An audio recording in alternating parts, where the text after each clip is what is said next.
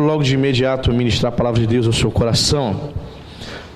E nós estamos trazendo a terceira mensagem da nossa série: sacerdotes e levitas como tipo da igreja, como tipo dos cristãos. Amém? Vamos trabalhar com alguns textos da palavra de Deus. Lembrando a você, pastor, o que é tipo, pastor? O que é isso, tipo? É um carro? É uma Fiat Tipo? Não. Tipologia é uma disciplina da teologia que estuda personagens, eventos e objetos no Antigo Testamento que tipificam ou apontam para a pessoa, para a obra de Jesus Cristo nas nossas vidas. Amém?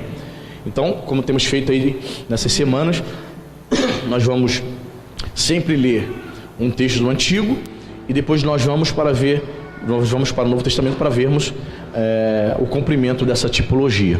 Amém? O primeiro texto que nós vamos trabalhar nessa manhã, você pode abrir a sua Bíblia em 1 Crônicas 6:48.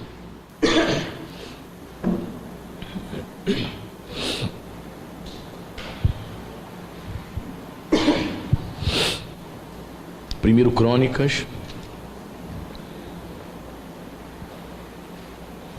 capítulo 6, versículo 48.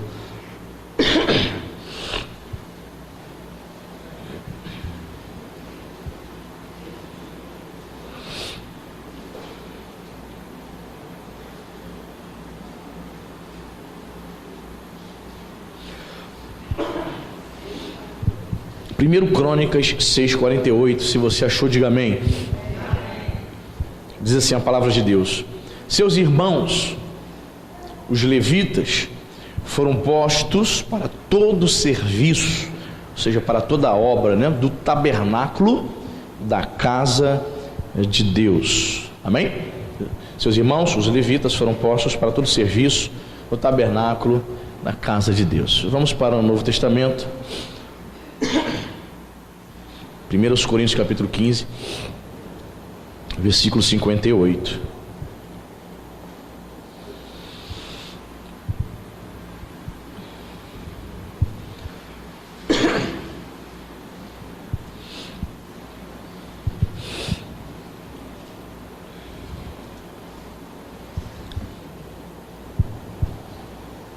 Primeiros Coríntios capítulo 15, verso 58 diz o seguinte: portanto, meus amados irmãos, sede firmes, inabaláveis e sempre abundantes na obra do Senhor, sabendo que no Senhor o vosso trabalho não é vão. Veja que os levitas no Antigo Testamento foram separados para o serviço, para trabalhar, para fazer a obra de Deus. Assim também, irmãos, o apóstolo Paulo, escrevendo à igreja de Corinto, ele diz que os crentes precisam ser abundantes na obra do Senhor, abundantes no serviço. Essa palavra obra, no original grego, é uma palavra chamada kopos, que significa exatamente isso: trabalho, esforço, serviço. Só que a diferença, irmão, de você trabalhar no seu trabalho secular, trabalhar lá fora, para trabalhar para Deus, é que o nosso serviço, o nosso trabalho para o Senhor, ele tem valor eterno. Eu penso que todos os crentes, eu sei que isso não acontece, mas eu penso que todos os crentes deveriam ter essa consciência, sabe? Ao se converter, de chegar e perguntar para Deus: Senhor, eu quero servir, eu quero fazer a tua obra, me mostra aonde eu posso melhor servir ao Senhor. Senhor, eu tenho essa facilidade para lidar com crianças, vou dar aula para as crianças. Senhor, eu tenho facilidade para evangelizar, eu gosto de falar do amor de Deus para as pessoas, então eu vou evangelizar. Pastor, eu tenho essa facilidade para trabalhar na casa de Deus, eu gosto de ficar na portaria, de tirar a oferta. Poxa, eu tenho um prazer, uma alegria de entregar um envelope para o irmão que pede. Trabalhar na casa de Deus, fazer a obra de Deus. E o apóstolo Paulo dá essa dica aqui, irmãos, para a igreja de Corinto: vocês precisam ser abundantes. Ele não diz para nós sermos medianos, medíocres. Ele não diz para os crentes viverem eternamente sentados ilustrando os bancos das suas igrejas. Ele diz que nós precisamos ser abundantes, nos colocar à disposição da obra de Deus. Ah, pastor, mas eu tenho muitas coisas para fazer, estou cuidando da minha vida, tenho feito tantas coisas, cuido da minha casa, cuido de marido, cuido de filho, cuido do cachorro, eu faço curso, eu faço faculdade, faço tantas coisas, eu não tenho tempo. Mas é como eu sempre prego, né, irmão? Você me conhece já, você que está aqui há muitos anos. É uma questão de prioridade. Quem é prioridade na sua vida? Se o Senhor for prioridade na sua vida, você vai ser usado por Deus, você vai fazer a obra de Deus, você vai ser abundante, não escasso na obra dele, amém? Deus está contando com você, Deus está esperando você se colocar à disposição. Se você é uma pessoa que demonstra pouca disponibilidade, se você é uma pessoa que demonstra não é assíduo aos cultos, quase não vem à casa de Deus, se você não demonstra fazer nada, que não quer nada, você nunca chegou ao pastor e disse: pastor, eu tenho essa facilidade, eu penso que eu posso trabalhar no Ministério do Louvor, eu penso que eu posso servir ao Senhor, dar aula para as crianças, eu tenho facilidade para ensinar.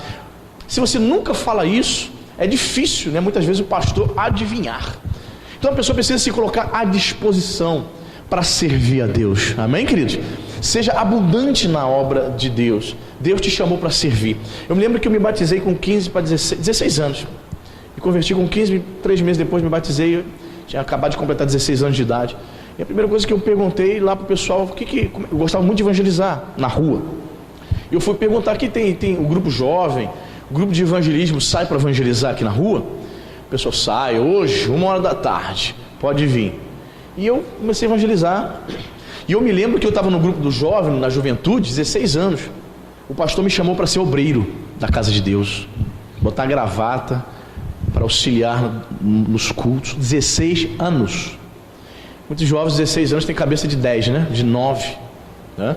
O pastor auxiliar chegou para mim e falou assim: Anderson, 6 meses depois que eu já estava no grupo jovem, o pastor auxiliar, eu tinha muito contato com ele, ele falou assim: Anderson, chega aí de conversar contigo. Eu percebo que você amadureceu muito rápido. Sai do grupo jovem. Você quer ser um obreiro da casa de Deus? Antes de ser um obreiro, né? Sai do grupo jovem e entra no grupo de evangelismo. Eu falei: quero. Irmãos, eu saí do grupo dos jovens da minha idade, e entrei para o grupo de evangelismo. Só tinha pessoas de meia idade e pessoas da terceira idade. Eu, o único jovem sozinho no meio do pessoal, parecia o grupo da maturidade, da terceira idade. Eu saía no meio deles evangelizando, sozinho. Aí o pastor observou isso: esse menino quer crescer, quer avançar, quer ser abundante na obra do Senhor. E pouco tempo depois eu já estava como obreiro. 17 anos eu comecei a pregar. 17 anos eu comecei a pregar na igreja. O pastor falava assim: Anderson, eu vou sair, prega aí, faz esse culto aí, tal hora, tal dia. 17 anos de idade.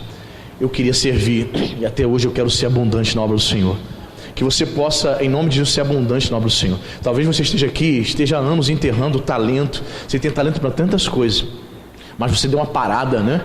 E nunca mais retomou, se acomodou a só assistir culto e ir para casa. Se lance, se doe, amém, queridos? Se doe, seja abundante na obra de Deus, amém? Assim como os levitas eram. Segundo texto que eu quero trabalhar com você, voltemos para o Antigo Testamento, Levíticos.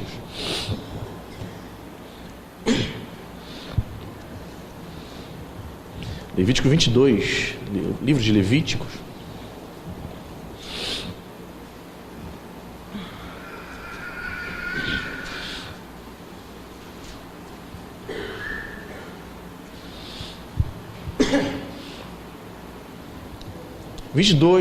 Levítico 22, versículo 4, apenas a parte A do versículo. Olha que interessante.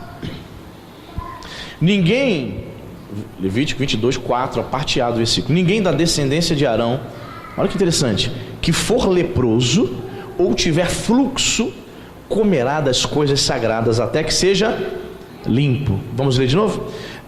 Ninguém da descendência de Arão, ou seja, os levitas, que for leproso ou tiver fluxo, comerá das coisas sagradas até que seja limpo. Vamos para o Novo Testamento? 1 João capítulo 1.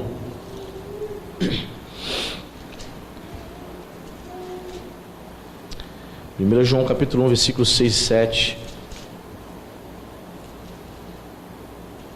Fala sobre isso, sobre ser purificado dos pecados, né? 1 João 1, 6 e 7. Você achou? Amém? Diz a palavra: se dissermos que mantemos comunhão com Ele e andarmos nas trevas, mentimos e não praticamos a verdade.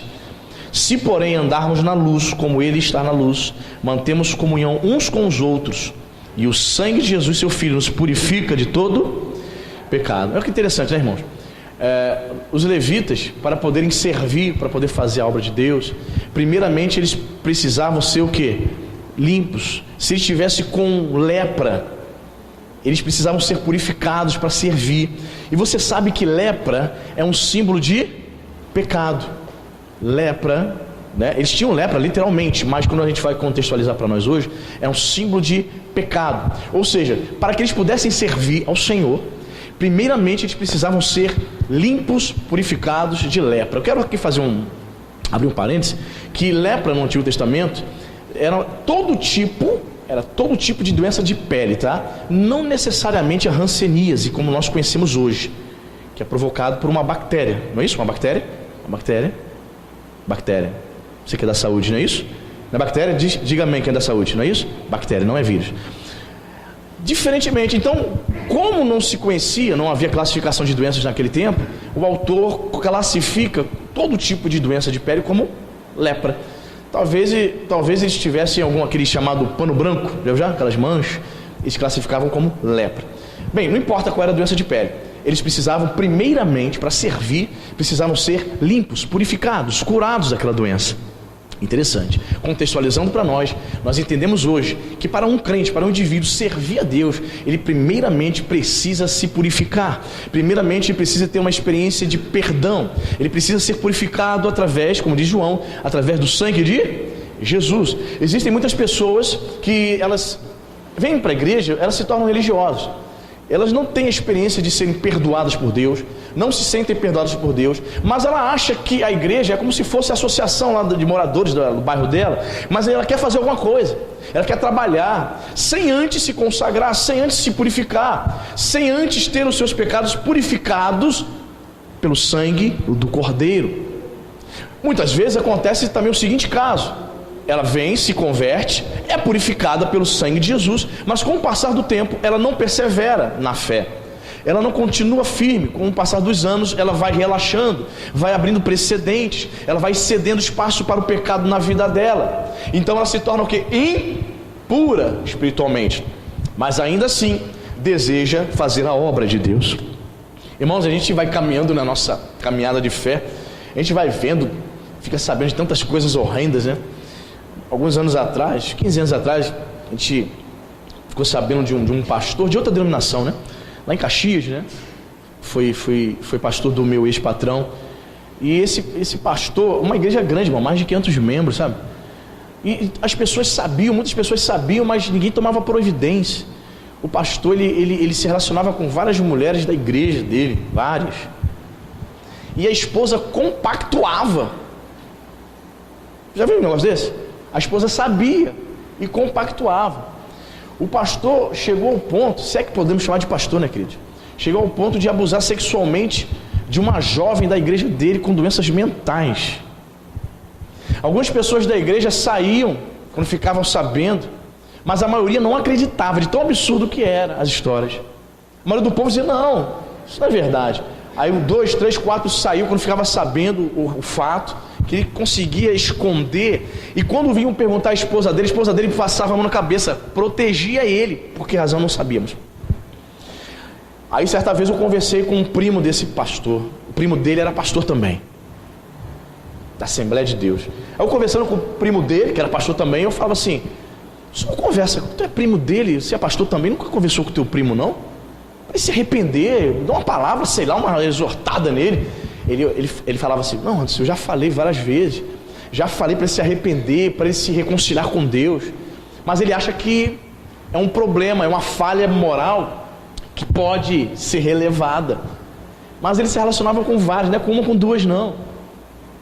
O meu próprio patrão foi vítima, era diácono dele, fundou a igreja junto com ele, e a esposa do meu patrão traiu o meu patrão com esse pastor. Impressionante, irmãos. E a esposa passava a mão, a esposa do pastor, encobria. Aí depois esse meu patrão, que era diácono, descobriu que o pastor fazia gato na igreja. Veja bem, irmãos, uma igreja com 500 membros, fala para mim, tem necessidade de fazer gato, roubar a energia elétrica? Veja, irmãos, começaram muito bem, Era uma pessoa que tinha muitos anos de evangelho, no evangelho. O meu ex-patrão fundou esta igreja com 2, 3 membros com ele. A igreja cresceu mais de 500 membros. Mas começaram bem, faziam uma obra de Deus, mas o que aconteceu? Não perseverou, abriu precedentes para o pecado, se tornou impuro. Mas graças a Deus, irmãos, nós temos o sangue de Jesus para nos purificar, amém, irmãos? Se esse pastor se arrependesse, eu não sei como acabou a história dele, não sei se ele está vivo até hoje, já tem uns 15 anos isso. Se esse pastor buscasse ao Senhor arrependimento, Deus perdoaria ele, sim ou não? Sim, se ele buscasse arrependimento, se ele se reconciliasse com Deus, mas ele não se arrependia, ele achava que era normal fazer essas coisas, e algumas pessoas da igreja descobriam, saíam 3, 4, descobriam o erro dele, mas a maioria das pessoas não acreditavam de tão absurdo que era ele se relacionar com várias, né? Com uma não, várias. Ele ia fazer gabinete com as irmãs, e ali ele cuidava dela, sabe? Aproveitando-se da carência emocional, às vezes física, sexual da pessoa, e abusava daquela irmã. Foram vários casos. Aí esse pastor, primo dele, falou: olha, já falei para ele, se arrependa, meu primo, Deus tem misericórdia de você ainda, você está lá, se arrependa, peça perdão a Deus e se purifique. Infelizmente acontece esse caso também, você entende? Pessoas que estão na igreja, começaram bem, com o passar do tempo, dos anos, ela enfraquece, ela dá vazão ao pecado, e ela está contaminada pelo pecado, e ela não busca se arrepender, não busca purificação. Veja o que diz aqui João, versículo 7: se porém andarmos na luz, como ele está na luz, mantemos comunhão uns com os outros, e o sangue de Jesus, seu Filho, nos purifica de todo o pecado. Se nós nos arrependermos, se nós deixarmos o pecado, nós temos essa certeza que o sangue de Jesus nos purifica, amém, irmãos? Pastor, mas eu não estou vendo sangue, cadê o sangue? O sangue já foi derramado, amém, irmão? Ele disse: está consumado. O que eu tinha que fazer por vocês já foi feito, mas nós precisamos corresponder a esta obra. Percebe? Jesus morreu por todos os homens, sim ou não? Sim. Mas todos os homens serão salvos? Não, porque nem todos atenderão a esse chamado. Você entende isso? Jesus morreu, a obra que ele realizou é para perdão de pecados, mas o perdão de pecados, o efeito desta obra expiatória, só acontece na vida daquele que crê e se submete ao senhorio dele. Nós cantamos aqui: tu és rei desde o princípio, Cristo é o rei de toda a terra. Ou seja, ele precisa governar a nossa vida. Se ele não governa a nossa vida, o sangue de Jesus não tem efeito sobre nós. Não porque não tenha poder, mas porque você tem o que? Vilipendiado, tem desprezado o poder do sangue, vivendo abraçado, aliançado com o pecado. Quem está entendendo? Você entende, irmãos? Infelizmente, olha, a história desse pastor é uma dentre muitas de pastores que estão corrompidos. Eu contei aqui, talvez você não tenha ouvido. Eu conversei com um irmão que trabalhou no tráfico de drogas, e ele dizia que lá na Boca de Fumo tinha uma igreja dentro da comunidade cheia, e todos os dias de culto, esse pastor, antes de abrir igreja para iniciar o culto, ele procurava esse irmão que vendia drogas. Me veio o pino de 30, pina de 40, e consumia cocaína antes do culto. Aí ele falou que quando o culto começava, dava uma olhada lá para dentro, o pastor pregando, aleluia, glória a Deus, rodopiava e tal, a igreja, glória a Deus, oh, Rita Lava-Saia, creme crack, samambaia chorona, oh, aleluia. E o pastor sob efeito de cocaína. Aí ele disse para mim que às vezes o pastor não tinha dinheiro, olha o absurdo, para comprar, e falou assim: me vê 3 pinos aí, me vê 3 pinos de 30, depois do culto eu vou deixar o dinheiro aqui na porta da igreja, você pega. Ele não tinha dinheiro ainda, ele ia fazer o culto para receber o dízimo e a oferta, para depois deixar o dinheiro lá para o traficante. Irmãos, que impacto tem um testemunho desse na vida de uma pessoa que não conhece Jesus? Na cabeça do traficante, todos os crentes são sem vergonhas, todos os crentes são chincheiros como nós. Isso tem um impacto, meu Deus do céu. Jesus, que Deus tenha misericórdia de uma alma dessa que se diz pastor, irmão. E tá cheio, tá? Precisa nem ler Bíblia nos cultos dessas igrejas. É só dar um rodopio, dizer glória, eu estou vendo o anjo, pronto. Precisa ler Bíblia não, irmão. Precisa pregar a palavra de Deus não. Vivem na mentira. Pessoas se entortando, todas dizendo que é o Espírito Santo. Demônio. É só você ir para a internet, para o YouTube. Algumas igrejas parecem centros de umbanda, porque as pessoas estão dizendo que aquelas manifestações são espirituais, é o Espírito Santo. Mas você vê a pessoa se entortando toda para trás, e depois você vai para o YouTube e veja como que é um culto aos demônios, um centro de macumba. É a mesma coisa. A pessoa entorta a mão da mesma forma. Manifestações que não são de Deus, são demônios, mas não tem discernimento, irmão. Não tem discernimento. Eles não têm aliança com Deus, não pregam a palavra, enchem linguiça. Você está entendendo, querido? Infelizmente, muitos já se perderam. Assim como no Antigo Testamento, os levitas precisavam ser purificados antes de servirem. Nós precisamos ser limpos, amém? Purificados de todo o pecado para estarmos servindo a Deus, amém? Todos nós, todos os dias temos algo que o Senhor precisa tirar de nós. Todo dia, irmão. 27 anos que eu sirvo ao Senhor, mas todo dia Deus está trabalhando na minha vida. Você tem 1 ano de crente, Deus está trabalhando na tua vida. Tem 20 anos, Deus continuará trabalhando na tua vida até Jesus voltar, meu irmão. Nos purificando. E quando você deseja essa purificação sim, de fato acontece, amém, irmão? Tem que buscar para a glória de Deus. Muito bem. Terceiro texto, vamos para Ezequiel.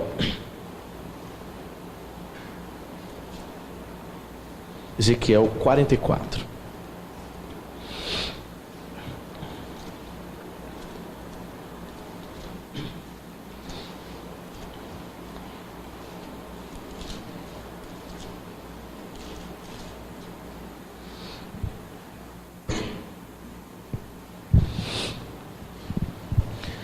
Ezequiel 44, versículo 28 e 29.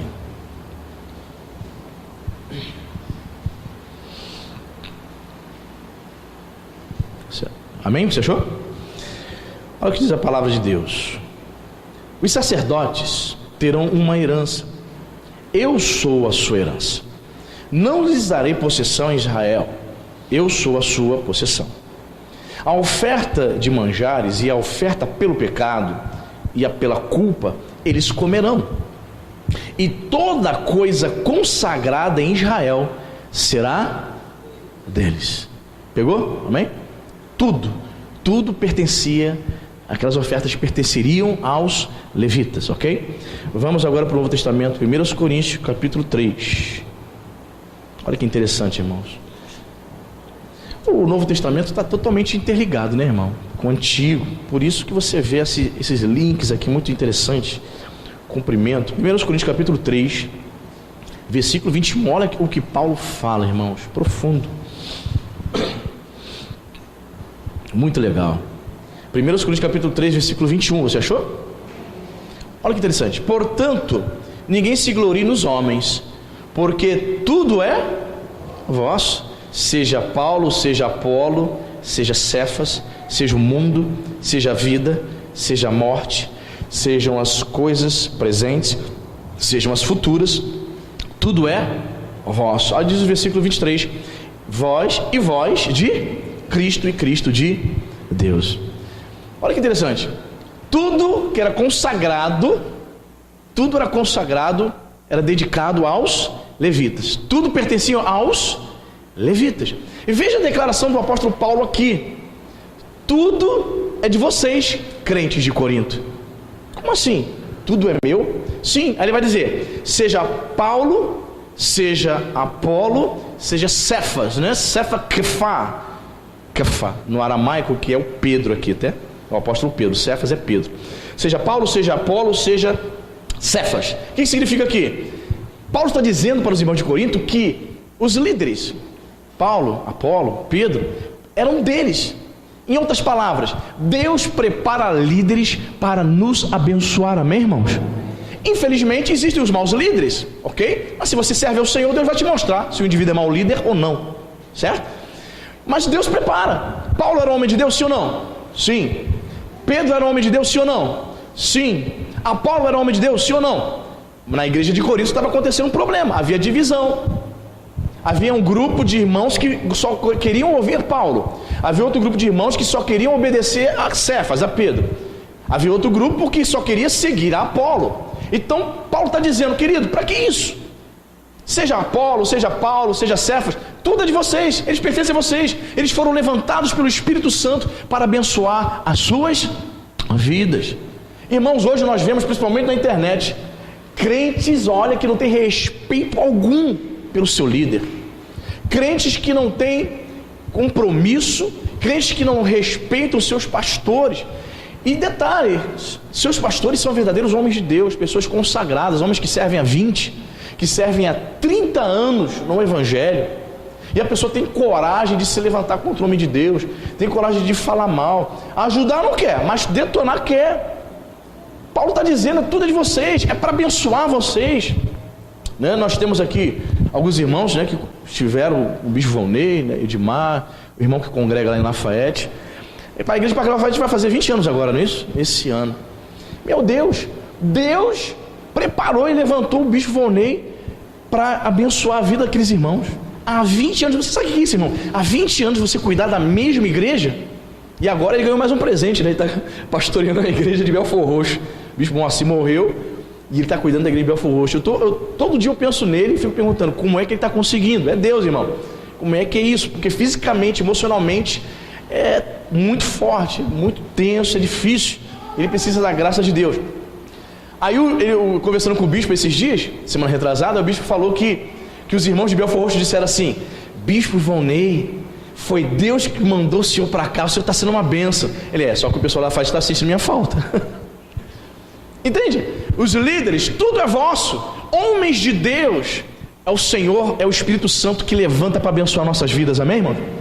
Bispo Volney, quem foi que levantou o Bispo Volney? Foi Deus para abençoar minha vida, porque ele é meu pastor, amém, irmão?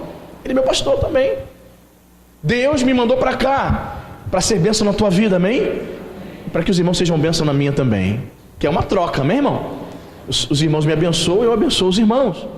Tudo é vosso. Veja o que Paulo está revelando aos irmãos de Corinto. Tudo é de vocês. Não precisa ter divisão, preferência por pregador, não. Todos eles foram levantados pelo Espírito Santo para abençoar vocês, amém? E diz mais coisas aqui interessantes, ó. Seja Paulo, seja Apolo, seja Cefas, seja o mundo. Interessante isso, mas eu fiquei pensando, seja o mundo. Eu entendi o seguinte, você pode interpretar de duas formas, né? Mundo aqui no grego, cosmos.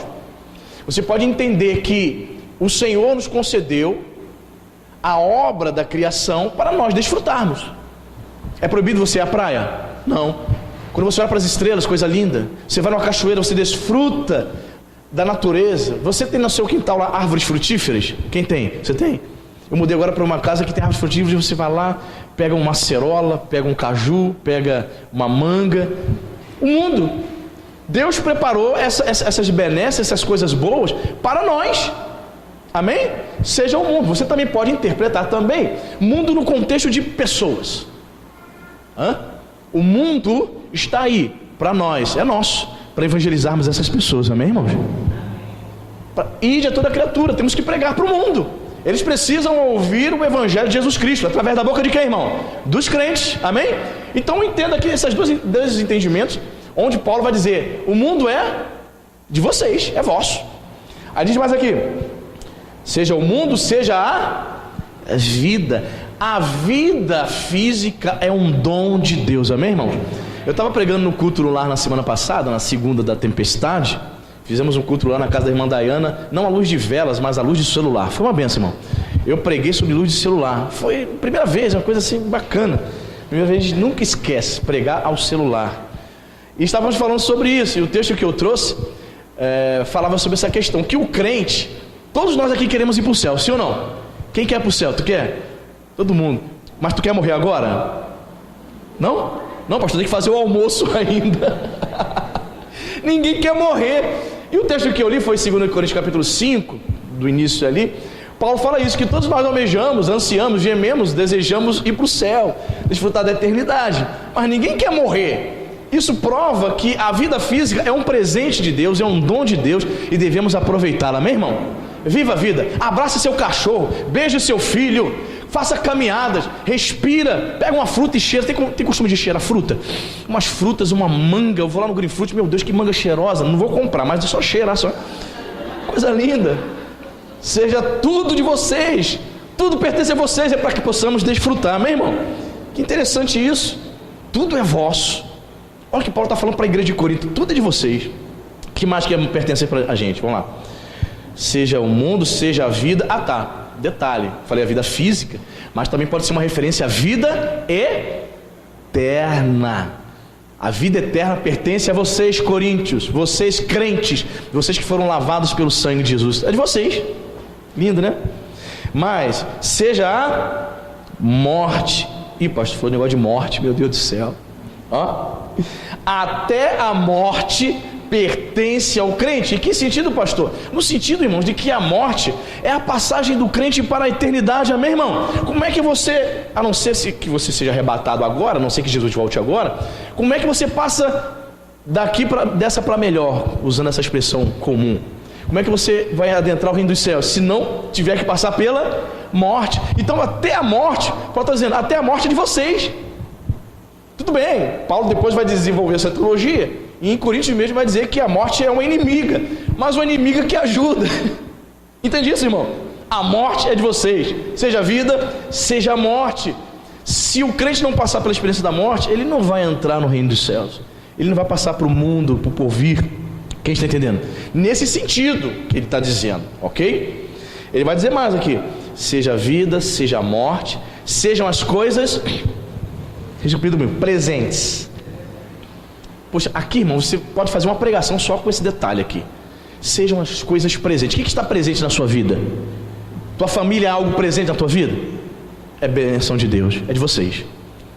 As dádivas do Evangelho, os privilégios do Evangelho na vida do crente, é uma dádiva que está presente hoje? É presente? Sim ou não? Os benefícios do Evangelho, o Espírito Santo habitando no crente, o Espírito Santo distribuindo dons sobre a igreja, é uma dádiva presente para nós, sim ou não? Olha quantas coisas bacanas. Percebe? Uma alma se rendendo aos pés de Jesus, que o maior milagre que existe, se você quer saber, não é um paralítico levantar e andar. O paralítico levantar e andar no culto de milagres é maravilha, você fica impactado, mas o maior milagre que pode existir é o milagre do novo nascimento, irmão. Esse é o maior milagre, uma pessoa nascer de novo, ter a experiência de vida eterna. Então, é algo do presente, sim ou não? Sim. São coisas do presente que você observa, você vê pessoas tendo a experiência do nascimento, se convertendo a Jesus. Então tem muitos detalhes, né? Sejam as, tudo é vosso, sejam as presentes, sejam as, está escrito aí? As coisas futuras, o escatom, a escatologia, a doutrina das últimas coisas. Ele está se referindo aqui, tudo que se refere ao que Deus tem preparado para os crentes. Sejam as coisas futuras, tudo é vosso. O que pertence a nós? A esperança de que um dia teremos um corpo incorruptível semelhante ao de Jesus, amém, mano? Aí Paulo está dizendo, é de vocês. Esse privilégio é de vocês, é de vocês. Não é do ímpio, não é da pessoa que não nasceu de novo, é de vocês. A certeza de que no futuro você vai habitar na eternidade com o Senhor. Você terá um corpo incorruptível, vai viver a eternidade com Deus. É de vocês essas coisas. Percebe, irmãos? Só estudarmos, né? Fazer um curso de escatologia ou estudarmos o Apocalipse bastante afinco, você vai perceber o que mais pertencerá no futuro aos crentes. Aí ele vai dizer, sejam as futuras, tudo é vosso. Aí ele conclui aqui, ó, versículo 23. E vocês, coríntios, de Cristo. Ele está dizendo, tudo é de vocês, e vocês pertencem a Cristo. E Cristo é de Deus. O que eu aprendo aqui? Quando ele fala que nós pertencemos a Cristo, a gente chega à seguinte conclusão: tudo é vosso se nós pertencemos primeiramente a Cristo. Entendeu? A conclusão é essa. Tudo vai ser de vocês, tudo que eu alistei aqui será de vocês, se você primeiramente pertencer a Cristo. Ok? Deu para você entender isso? Tudo é de vocês. Então se cumpre aqui o que aconteceu no Antigo Testamento.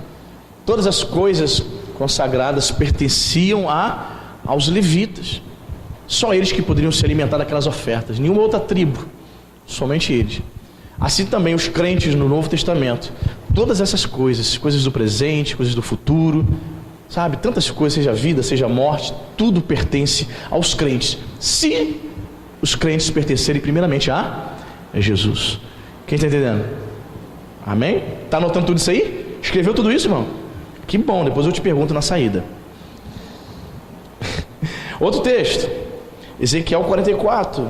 Voltemos para Ezequiel 44 novamente. Ezequiel 44, verso 16.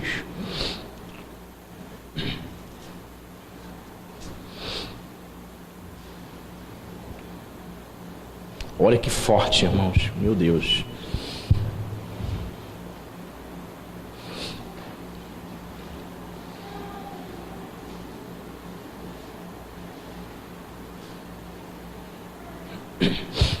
Ezequiel 44, 16, você achou?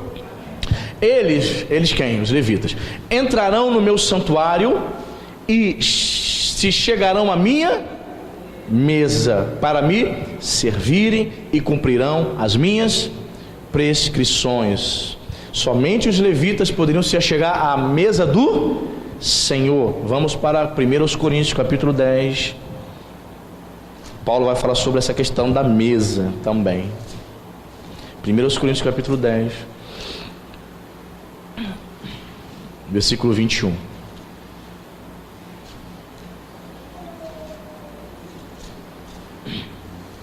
Primeiros Coríntios 10,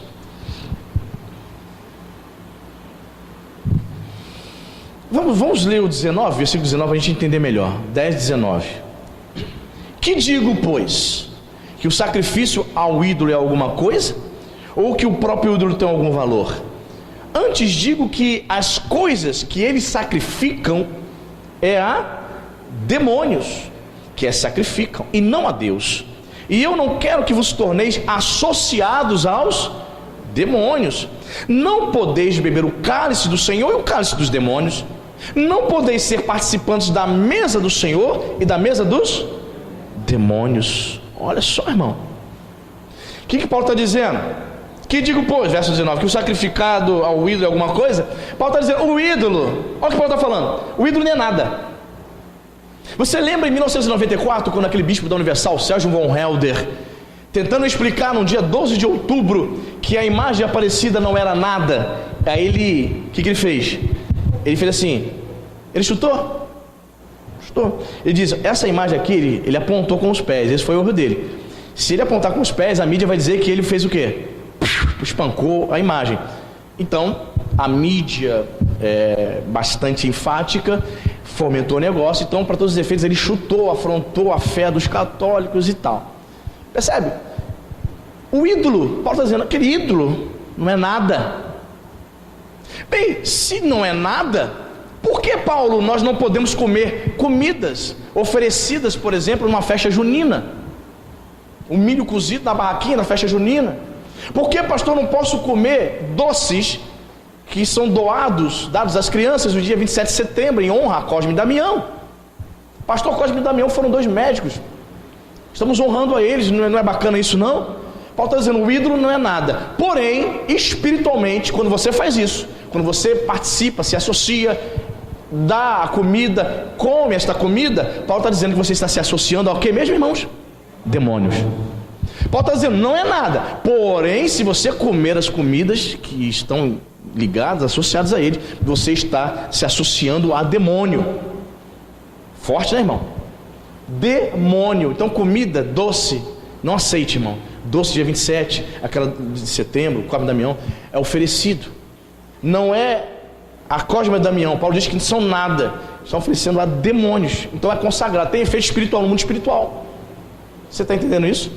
E ele está dizendo, verso 21, não podeis beber o cálice do Senhor e o cálice dos demônios. Vocês não podem ser participantes da mesa do Senhor e da mesa dos demônios. Mesa é uma metáfora para, repita comigo, comunhão. Paulo está dizendo, não tem como você ter comunhão com o demônio e ao mesmo tempo ter comunhão com o Senhor. Assentar à mesa fala disso. É por isso que eu gosto dessa expressão. Domingo, Santa Ceia, estaremos nos assentando à mesa. Você se assenta aqui? É uma metáfora para dizer que você vai ter o quê? Comunhão com o Senhor através da ceia dele, amém? Da ceia do Senhor Jesus. Então, mais uma coisa que talvez você não tenha entendimento, é sempre bom explicar para você. Pastor, estou esperando a festa da padroeira de Saquarema, porque eu vou para essa festa. Posso ir, pastor? Tem alguma coisa a ver? Tem. Você está se assentando à mesa de demônios. Você está se associando. Você certamente não vai lá só para olhar. Você vai lá para evangelizar? Então não vai. Não, pastor, estou indo para evangelizar. Se for para evangelizar, amém. Mas você vai lá para festa mesmo, para participar, para comer, talvez participar dos shows. Um show que é em honra a um ídolo. Aí Paulo vai dizer, o ídolo é alguma coisa? Não é nada, não pode fazer nada. Mas quando o indivíduo faz isso, quando ele vai dedicar-se a uma festa, quando ele come uma comida oferecida em honra àquele Deus, ele está se associando, ele está entrando em comunhão com demônio. Então Paulo está escrevendo aqui para a igreja de Corinto, está dizendo, é incompatível. Não tem como você ter comunhão com o demônio e ao mesmo tempo ter comunhão com Deus. Hoje, eu até falei para a Cintia isso, falei, meu Deus do céu, hoje de manhã eu estava me preparando para vir para cá, me arrumando, aí eu botei na nova música do Fernandinho. Quantos já ouviram aquela música do Fernandinho? É o Leão Rouge. Qual o nome? Cadê Mateus? Mateus lembra. Qual é o nome da música? Isso, Deus não está morto. O nome da música, depois você ouve. Comecei a ouvir, assim, vamos ver se essa música dá pra gente cantar na igreja. Eu não gostei não, sinceramente não gostei. Essa música do Fernandinho é uma música rápida, eu não gostei não. Primeiramente, assim, a parte inicial, não gostei não. O refrão é legal, é uma letra chiclete, fica na mente, mas no início eu não gostei. Depois eu vou ouvir de novo para ver se eu gosto. Aí eu gosto de ver os comentários, o que as pessoas acharam, né, da música nova do Fernandinho. Irmãos, o camarada escreveu assim, caramba, não conhecia essa música, que legal, xingou um palavrão enorme, falou, vou ouvir mais. Falei, Cintia, como é que é isso? O camarada entra num vídeo evangélico, onde supostamente somente evangélicos estão comentando e ouvindo, ele diz, que música legal, xinga escreve o palavrão, e depois diz, aleluia, glória a Deus, uma facilidade. Queria ter muita gente se assentando à mesa dos demônios, irmão. Quando você xinga um palavrão, você está emprestando a tua língua para Satanás, irmão. Pastor, mas eu só xingo quando piso no meu pé. Assim também. Você é daquele que te perturbou, você está xingando palavrão? Pastor, mas eu só xingo só em casa, na igreja não. Mas se você chegar na igreja, eu vou te chamar, irmão, fazer um gabinete, cara. Vamos chamar você a fazer uma oração forte. Não é fraca não, forte. Tem crente que acha normal. Não, pastor, na igreja eu não falo não. Tu acha que ainda deveria falar aqui? Você está louco. Você está se assentando à mesa de demônios. Está emprestando a tua língua para Satanás, irmão. O termo do original grego lá, palavras torpes, né? Pastor, mas não está escrito que palavrão, palavras torpes. Você já leu isso lá em Efésios? Não digam palavras torpes. Palavras torpes no original grego significa palavras podres. Cai bem quando uma pessoa fala palavrão e diz assim, epa, lava essa boca suja, porque a boca dela está podre. Literalmente, falando coisas que desagradam o Senhor, ofende e entristece o Espírito Santo de Deus. Pastor, só xingo em casa quando meu filho me perturba. Não é para xingar em situação nenhuma. Pastor, só quando pisa no meu pé. Meu patrão que é endemoniado me perturba. Aí eu mando ele para o quinto dos infernos. Não! Você não foi chamado para isso, amém, irmão? Você foi chamado para abençoar as pessoas, para bendizer as pessoas, não para amaldiçoar. E o palavrão é uma espécie de maldição, sim. Quando o camarada te fecha no trânsito, geralmente você vê as pessoas, Deus te abençoe, continue me fechando. Você vê isso? Gostei, aleluia, quase bateu em mim. Que bom. É isso? Não. Geralmente tu vê até crente perdendo a linha, xingando, palavrão, amaldiçoando o indivíduo que fechou ele no trânsito. Querido, eu quero dizer para você, quando você faz isso, você está emprestando a sua língua, a sua boca para Satanás, e você está se associando a demônios. Quem é que te impulsionou a falar isso, irmão? Foi o Espírito Santo? Não. Demônio. Tem muita gente se assentando à mesa de demônios. Se assentar à mesa significa ter comunhão. Deus quer que você tenha comunhão única e exclusivamente com o Senhor Jesus, amém, irmão? Pelo amor de Deus. Muita gente equivocada aí, irmão. Graças a Deus, irmãos, assim, quando me converti, foi o primeiro pecado que eu deixei de cara. Porque eu chegava muito palavrão na rua jogando bola. Foi a primeira coisa que eu consegui deixar de fazer assim, na boa, de boa. Deixar de falar palavrão. Mas existem crentes ainda batizados, 20 anos de igreja, dentro da igreja falando palavrões. Irmãos, em nome de Jesus, peço para o Espírito Santo lavar a tua boca, te purificar, amém, irmão? Porque você pode ser um escândalo, você pode ser uma fraude. A pessoa está observando a tua vida e ela está só esperando ouvir a tua postura de crente para falar assim: deixa eu ir na igreja com você, quero lá ouvir um pouco da palavra. Mas o comportamento do crente é tão pífio que a pessoa olha: ser crente igual esse camarada, não vou não, deixa eu aqui quieto. É impressionante, mau testemunho afasta as pessoas. Amém, irmão? Não podeis beber o cálice do Senhor e o cálice dos demônios. Não podeis ser participantes da mesa do Senhor e da mesa dos demônios. Ou seja, Paulo diz aqui que é incompatível. Não tem como, veja bem, não tem como você servir a Deus e ao mesmo tempo estar compromissado, aliançado com o mundo. Não tem como eu estar aqui com você aqui pregando e ao mesmo tempo ter 15 amantes lá fora. Não tem como eu estar aqui e ser usuário de drogas. Não, mas a pessoa fuma maconha uma vez por semana, aleluia. Hã? Não tem como. É incompatível eu estar associado ao inimigo. Eu não posso assentar-me à mesa para ter comunhão com ele. É incompatível você dizer que é crente e estar aliançado com partidos de esquerda. É incompatível isso. Não, pastor, mas eu só quero fazer o bem para o povo. Não, pastor, eu quero ser um político para cuidar lá da comunidade. Mas você pertence ao PT, ao PSOL, ao Partido Verde, partidos que na sua agenda, na sua ideologia, é contra o Evangelho, o Deus que você crê. Você está equivocado, irmão. Você está enganado. Não, pastor, eu posso fazer parte do partido, mas eu não compactuo. Que isso, irmão? Você é do PSOL e não compactua? Você não vai nos encontros, nas palestras, nos congressos do partido? Você não vê as loucuras que eles falam e você diz que é crente? Está se assentando à mesa com os demônios. Você viu a Marina Silva? Foi candidata. Ela se diz crente, não é isso? Porém, o vice que veio com ela na chapa dela era um cara abertamente a favor da legalização das drogas, compromissado com a agenda LGBT. Como é que eu posso dizer que sou evangélico e trago um candidato a vice junto comigo, se eu não puder dirigir o país, caso eu ganhe como presidente? Ele que vai dirigir, aquele esquerdista compromissado com o inferno. Como é que pode eu dizer que estou assentando à mesa do Senhor? Não está não, irmão. Tem muito crente enganado, assim como esse menino do comentário hoje de manhã. Que música legal, escreve um palavrão e diz aleluia. Vou ouvir mais Fernandinho. Parece que as letras do Fernandinho não estão influenciando esse jovem nada. Parece que os crentes hoje, da modernidade, do século 21, estão ouvindo a igreja por vir, porque não coloca nada em prática, irmão. Não coloca nada em prática, compromissados com essa agenda esquerdista, ateu. Esses partidos são ateístas, como eu, cristão, vou estar filiado ao PT ou PSOL, um partido que tem na sua agenda destruir o cristianismo, que tem o propósito de denigrir os crentes, que é contra a palavra de Deus, que tem na sua pauta mudar a Bíblia, isso mesmo, arrancar as escrituras que condenam o homossexualismo. Como eu posso me filiar a esses partidos? Não sabe nada de Bíblia, está cego, não está presente nos cultos de ensino da sua igreja. Isso se a igreja dele tiver ensino, porque muitas igrejas não têm ensino.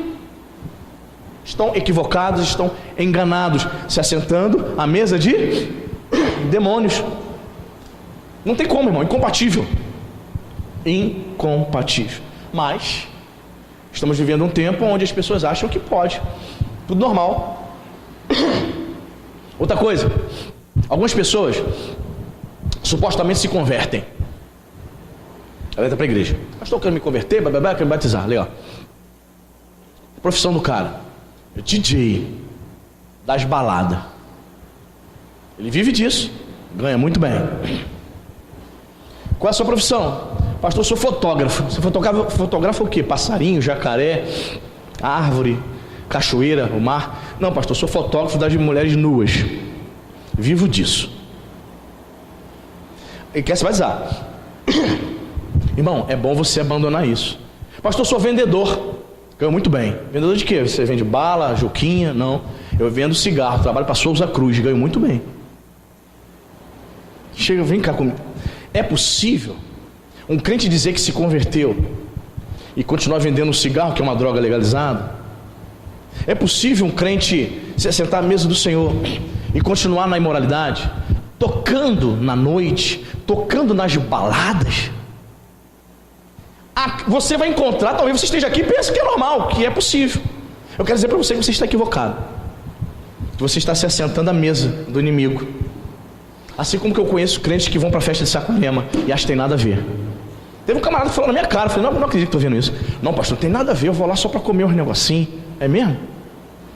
Depois de eu ter pregado, ele veio até mim para se justificar o porquê que ele iria. Ele não mudou o pensamento, ele não concordou, mesmo mostrando a Bíblia. Então tem gente assim, ele acha normal.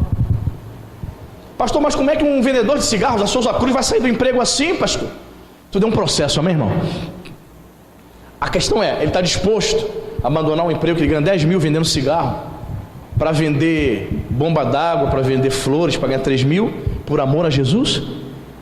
Tudo é uma questão de prioridade. Se Deus for prioridade na vida dele, ele vai aceitar perder. Um policial hoje que tem um salário de 5 mil reais, mas ele ganha 30 mil do arrego do tráfico, 20 mil da milícia, tem uma renda mensal de 50 mil reais.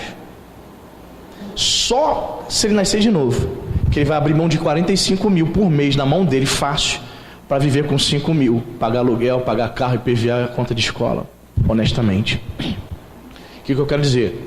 Para você se assentar somente à mesa do Senhor, paga-se um preço muito alto, mas é um preço que vale a pena, meu irmão. Caso contrário, você vai estar se assentando à mesa de demônios. Então fique atento a isso, irmão, muito atento a isso. Tem muito crente enganado, achando que as coisas são normais. Olha, tem crente que foi pular carnaval ontem, sabia? Talvez você conheça. Não estou falando que alguém daqui foi pular, tá? Estou falando, mas tem crente que... Olha os irmãos. Não olha para o teu irmão não foi ele não. Foi ninguém que está aqui do teu lado, tá? Mas a gente joga, né? Quem se entrega... Tem gente que vai, acha normal. Não sabe ele que está se assentando à mesa de... Mas ele acha que é normal. Pastor, mas eu não fui pular não, pastor. Quem disse que eu fui pular? Eu só fui lá na praça para ver o movimento. Que movimento? Meus familiares estão aí do Rio, aí eles queriam ir lá na praça para ver o menino João Hélio. João Hélio já morreu já, irmão. 12 anos que ele morreu, foi em 2007. Só tem uma estátua dele lá. É exatamente no carnaval você quer ver o movimento. Você quer ver o caminho do João Hélio. No carnaval. O bloco rolando e você lá vendo o movimento. Ah, você engana o outro, irmão. Comigo não, irmão. Você não pode ser ingênuo dessa forma. Você não pode achar que é normal isso. Está achando normal isso? Não é normal não, irmão. E se assentar-se à mesa dos demônios. Infelizmente. Às vezes, pastor, o senhor é tão direto assim? Sim, porque às vezes é necessário que desenhe. Tem gente que tem que desenhar. Então tem que ser direto. Não vai para a praça, não vai lá para o bloco. Até estar perto você está aí compactando com os demônios. Às vezes o pastor fica fazendo um rodeio e a pessoa não entende. Para muitas pessoas tem que desenhar e dizer diretamente o que é pecado e o que não é. Quem está entendendo? Muito bem. E para a gente poder participar da ceia, Êxodo 29.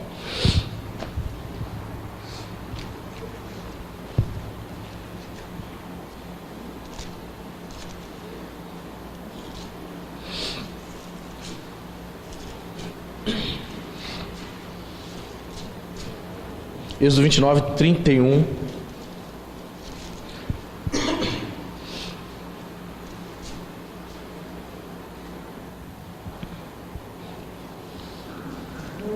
Muito bem. Êxodo 29, 31. Diz a palavra de Deus. Falando para os levitas, Deus, tá? Tomarás o carneiro da consagração e cozerás a sua carne no lugar santo. E Arão e seus filhos comerão a carne deste carneiro e o pão que está no cesto, à porta da tenda da congregação. E comerão das coisas com que for feita a expiação, para consagrá-los e para santificá-los. Olha o que diz: o estranho não comerá delas. Por quê? São santas. Então a gente tinha que comer, repita comigo, a carne e o pão. Legal? João 6, vamos para João. João 6, 51. Interessante, né?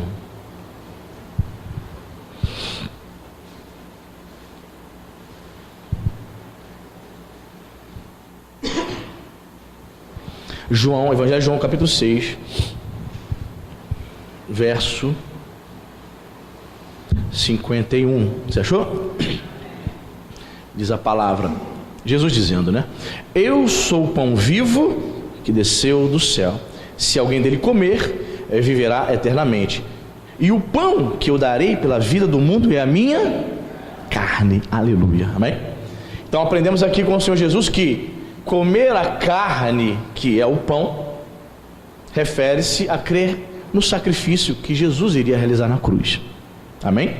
Comer carne e o pão refere-se a crer e aceitar o sacrifício que Jesus realizou na cruz do Calvário. Comer a carne também significa participar dos benefícios da expiação, da obra vicária na cruz do Calvário.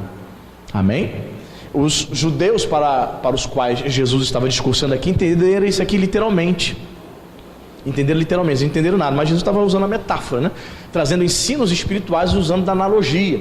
Comer carne, comer da minha carne, comer do pão, significa participar dos benefícios que Jesus realizou na cruz. Amém, queridos? Eu não sei se você sabe, no primeiro século, quando havia perseguição de Roma aos crentes, os crentes faziam seus cultos escondidos, né, para não serem presos, porque o cristianismo era uma religião inimiga, digamos assim. Os romanos consideravam a religião inimiga do Estado. Aí os boatos acerca do cristianismo eram muitos. Nero perguntava, Domiciano perguntava: quem são esses?